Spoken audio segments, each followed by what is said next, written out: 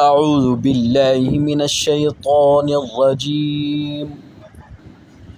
بسم الله الرحمن الرحيم.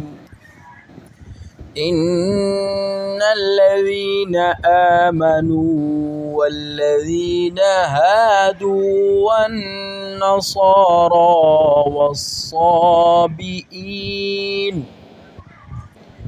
والصابئين من آمن بالله واليوم الآخر وعمل صالحا فلهم أجرهم عند ربهم ولا خوف عليهم ولا هم يحزنون.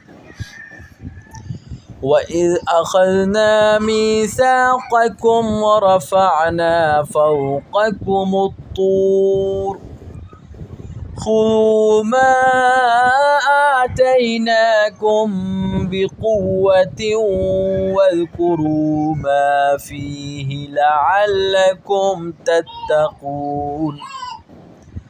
ثم توليتم من بعد ذلك فلولا فضل الله عليكم ورحمته لكنتم من الخاسرين.